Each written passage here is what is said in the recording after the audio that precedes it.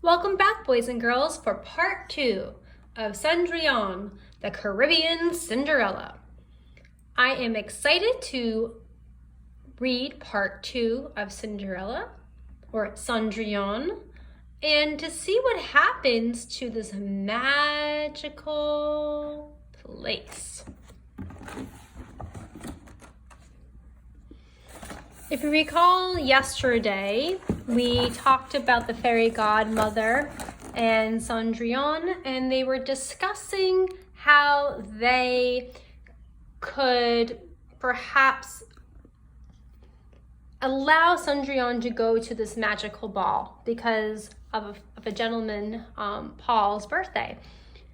And at the beginning of the book, we see the fairy godmother as a child sitting on the shore when she's doing laundry for her family that she works for, and how sad she is because the godmother was an orphan.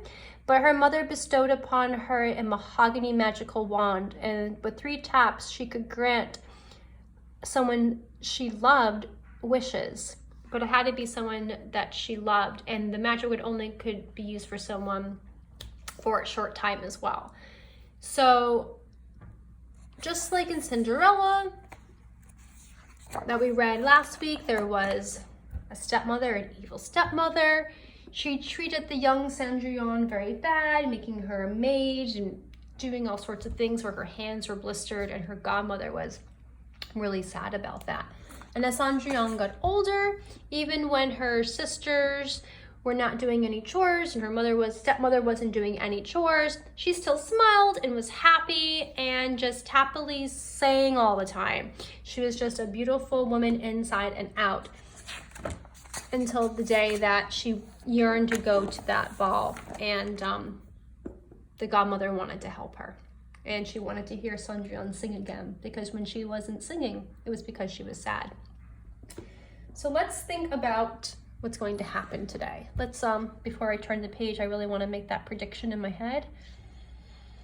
Think about what's going to happen in this fairy tale next. Okay. Let's begin. Part 2. Long after she left, I sat watching the river. How am I to keep my promise? I asked myself. Now remember, this is the godmother. She's telling the story. It's from the perspective of I. So I thought yesterday at the beginning of the story it was Cendrillon telling the story, but in fact it's the godmother telling the story. So remember, when she says long after she left, that I is the godmother. She's speaking. So long after she left, I sat watching the river. How am I to keep my promise? I asked myself. When could I think of no answer? When I could think of no answer, I prayed to Bon Dieu, good God. And he answered, because I began to think what I must do. It was dark when I reached home, took mother's wand from the shelf, and hurried to my sweet Cendrillon. Oh, there she is now, I guess. She's got the wand, she's walking. Looks a little windy outside. Beautiful house. Coach and carriage. Okay, little person there. Fantastic. What a hubble-bubble at that house. Cendrillon's papa stood on the porch holding his gold watch while the coachman waited beside the family carriage. We are late, monsieur, said, as if the fault belonged to me. Inside, Madame and Vitelin were shouting, Cendrillon, find my shoulder scarf. Cendrillon, comb my hair. I helped arrange Madame's gown while Cendrillon combed Vitelin's hair. Finally, they were off away. Good riddance. Oh my goodness. These people are so wicked. Look, I'm sloppy too. They're really messy. So we have Cendrillon combing her stepsister's hair, and the evil stepmother is being tended to by the godmother, and it's a mess. And they don't even say please. No manners. So let's make a prediction based on what I recall. She has the wand. The wand is magical. The magic is short. Has to be used with 3 taps and for a short time for someone you love. Okay, I'm gonna make my prediction now. Okay, I'm gonna turn the page. Keep my prediction. I wonder if my prediction's gonna come true. It's looking like so, maybe. Just just by looking at the photo. Actually, it's an illustration, not a photo, because it's drawn by the illustrator. Back to the page.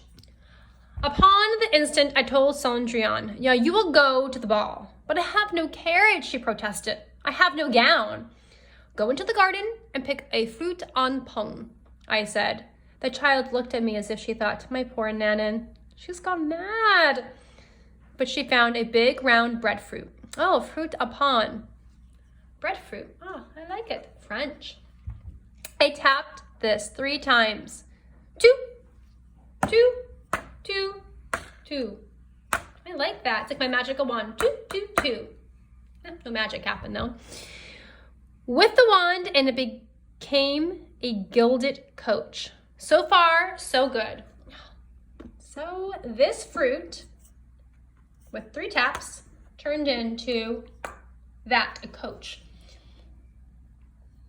It's what you ride in. It's drawn with a horse. Fancy. So this story, though, I'm thinking about, they don't have a car. They're being drawn with a horse and a carriage, a coach. So it's telling me that this is taking place long ago. Oh, and that word gilded, it's covered in gold. Wow, look at that magical wand making everything so fabulous. I don't know if you can see this.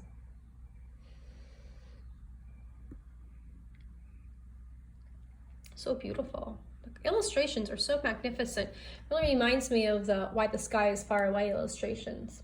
Here we go. Cendrillon gasped. But I told her, "Do not waste your breath on questions. We still have much to do." 2, 2, 2. 6 goats in a cage became 6 splendid carriage horses. 2, 2, 2. 5 brown field lizards became 5 tall footmen. 2, 2, 2. A plump monsieur was changed into a coachman. Wow, that magical wand sure is magical. I'm gonna make a prediction real fast before I turn the page, what I think is gonna happen next. I'm thinking, okay, I have my prediction inside my head. That's right, she has the dress, my friends. Magical, beautiful. Look at this godmother. She is waving that wand and making beautiful things happen. Then I tapped Cendrillon. Her poor calico dress was changed into a trailing gown of sky blue velvet. Upon her head sat a turban just as blue, pinned with a tremulent pin of gold. She had a silk shoulder scarf of pale rose, rings in her ears, bracelets, and a necklace of 4 strands of gold beads bigger than peas. Upon her feet were elegant pink slippers embroidered with roses. It was enough to hurt my eyes to look at my darling. Finally, I turned my washerwoman's shift into a fine red dress.